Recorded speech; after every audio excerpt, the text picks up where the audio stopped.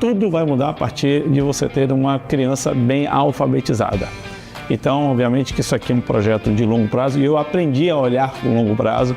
Eu sou uma pessoa de longo prazo, não quero ver as coisas resolvidas amanhã. Eu quero ver as coisas serem construídas para daqui a 5, 10 anos darem resultado.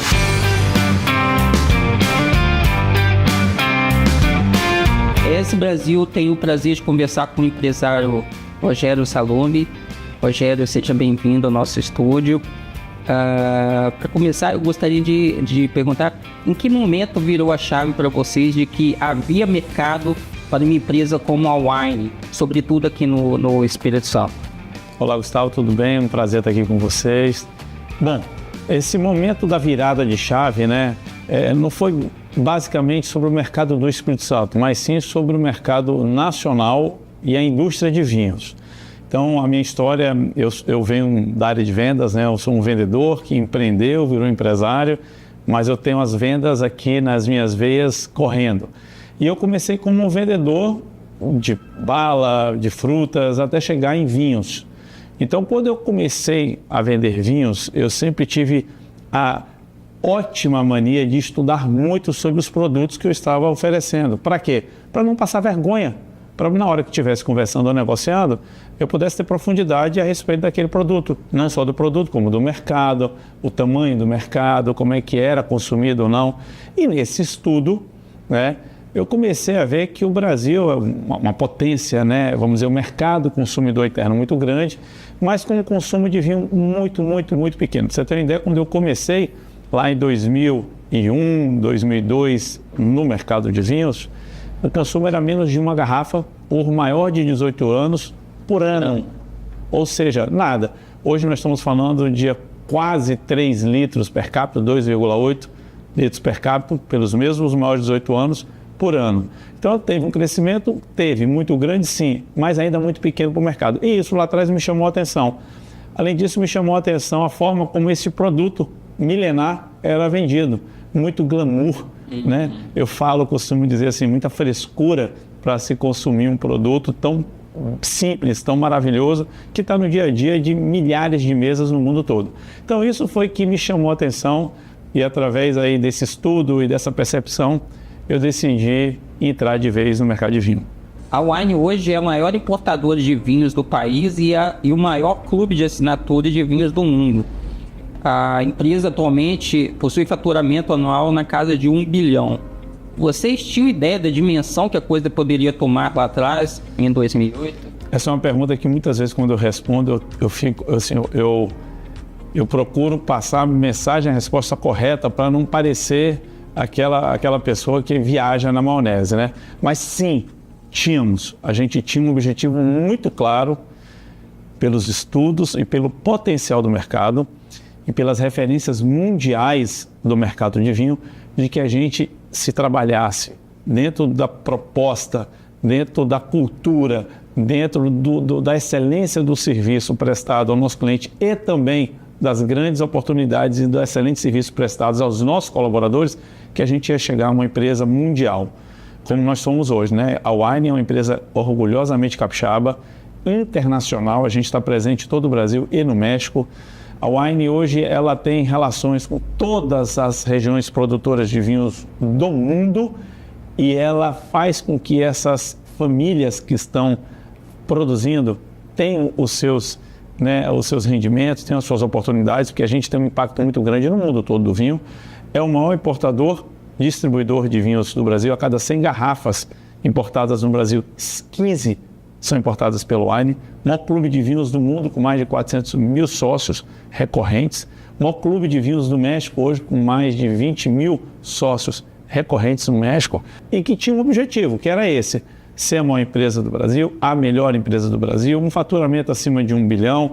Ter um clube na casa, na realidade a gente pensa, quer e vai trabalhar para ter um clube com mais de 1 milhão de sócios. Ainda falta muita coisa para a gente chegar lá, mas a gente está no caminho. E isso aconteceu. Aconteceu com muito trabalho, com muita gente boa, né? Com muitas noites, muitos finais de semana, muita gente envolvida.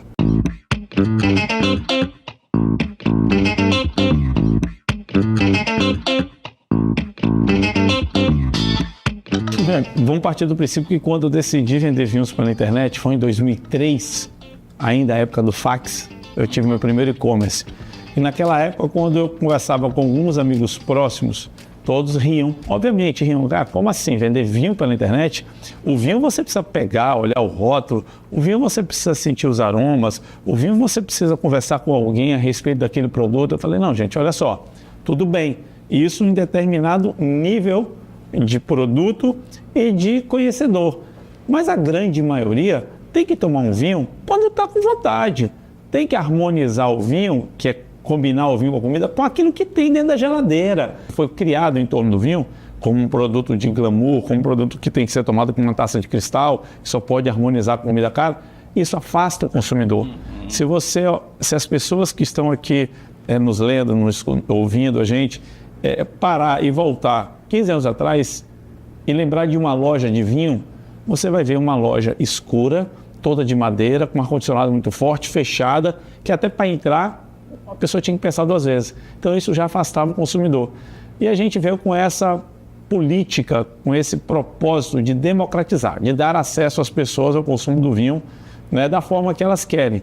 Porque o grande objetivo no final do dia da companhia foi aumentar a base da pirâmide, ou seja, a base de consumo. A gente quer estar no mercado que o consumo seja 5 litros, 10 litros, e aí sim você vai ter um caldo maior. Hoje em dia o objetivo é fazer essa base da pirâmide, atrair novos consumidores, mostrar o benefício, né, o prazer que é o mundo do vinho.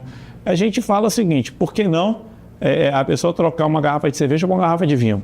E daí a gente criando a cultura, criando o consumidor consciente, né? Porque temos uma bebida alcoólica, temos que ter um consumo consciente, e daí a gente vai acompanhando a evolução a vida toda. Porque quem gosta de vinho, quem toma o vinho, vai tomar a vida toda. Então você começa com o vinho A, daqui a pouco você está no B, no C, a dependendo do grau de investimento que você queira fazer, do grau de percepção que você queira ter.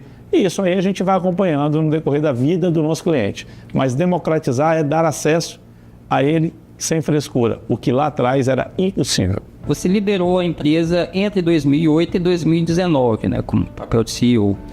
Quais lições e conhecimentos diria que aprendeu à frente da Wine? Bom, foram os anos mais incríveis como executivo, né, que eu tive em outras empresas. Eu fundei outras empresas, tive na função de executivo em outras empresas da qual fui CLT, mas esses anos, diria aí esses 13 anos à frente, 15 anos à frente da Wine, me deram uma visão de como é que a gente tem que realmente cuidar das pessoas. Acho que o maior aprendizado liderando uma empresa que mudou o mercado, né, que virou referência mundial, foi exatamente essa: atenção aos seus colaboradores, atenção às pessoas, porque no final do dia, Gustavo, quem faz o negócio são os funcionários, é quem está ali operando. A gente lidera, a gente corre o maior risco, a gente tem as ideias, mas quando você tem um ambiente, né, um ambiente onde as pessoas se sintam parte de verdade, elas são escutadas, elas têm voz, existe uma diversidade, existe um local físico adequado, você tem uma equipe de alta performance e as pessoas começam a entregar realmente coisas incríveis. E eu acho que esse foi o meu maior aprendizado. E foi um aprendizado que eu realmente ratifiquei e estou levando para os outros negócios que eu estou fazendo.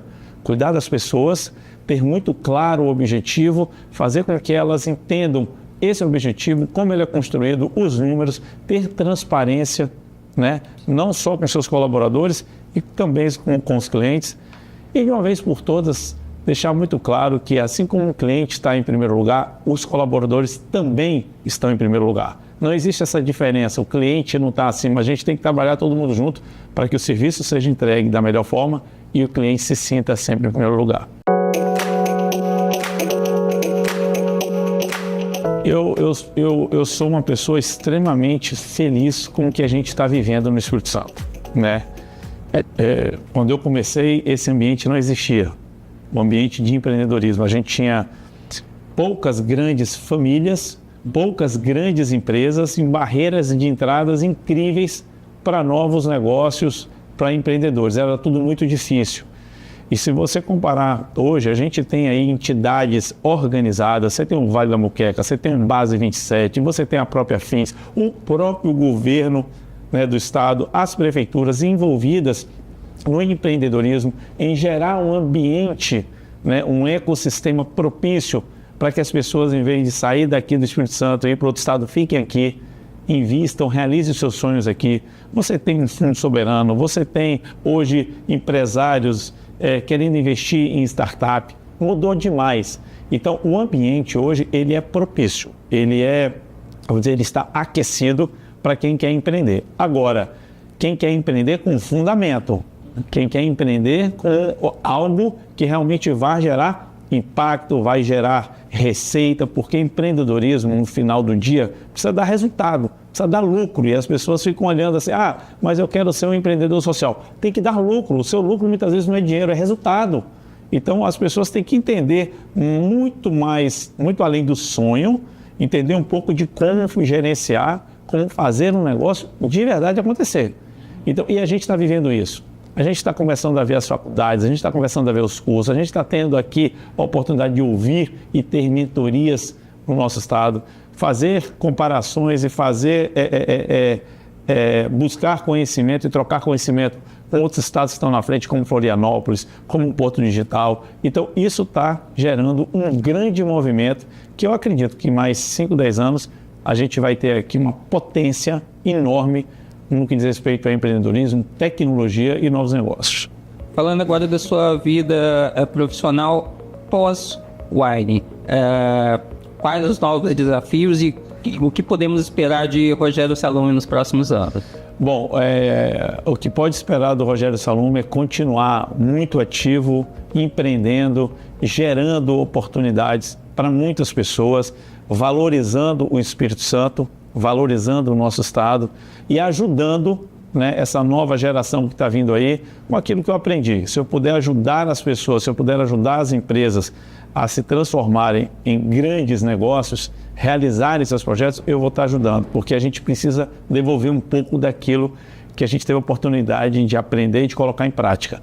E os meus novos negócios, continuo empreendendo, tá? E eu empreendo em 3 verticais. Então, uma vertical que eu estou empreendendo, já estou investindo, e tem algumas empresas na área de saúde, né? Então, na área de saúde, na área de educação e na área de tecnologia. Então, essas 3 áreas são as áreas que eu estou me dedicando muito, né? Já estou com algumas participações em algumas empresas, estou criando outras empresas, vem negócio novo por aí, mas sempre nesses 3 pilares, vinculado à saúde, né? Seja ela através de alimentos, seja ela através de tecnologia para a saúde, seja ela através da parte de vitaminas. O que diz respeito à saúde é onde eu estou envolvido. O que diz respeito à educação empresarial, principalmente, né? E eu estou começando a estudar e estou começando a me relacionar muito com alguns empreendedores que estão focados na educação, ali a primeira educação, a alfabetização das crianças, porque é a partir disso que tudo muda. Tudo vai mudar a partir de você ter uma criança bem alfabetizada. Então, obviamente que isso aqui é um projeto de longo prazo e eu aprendi a olhar com longo prazo. Eu sou uma pessoa de longo prazo, não sou curto prazista, como fala, né? Não quero ver as coisas resolvidas amanhã. Eu quero ver as coisas serem construídas para daqui a 5, 10 anos darem resultado.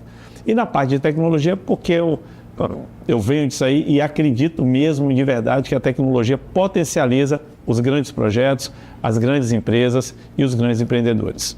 ES Brasil gostaria de agradecer ao Rogério Salum pelo grande bate-papo, tá? E sucesso nas suas próximas jornadas. Eu que agradeço, Gustavo. Obrigado.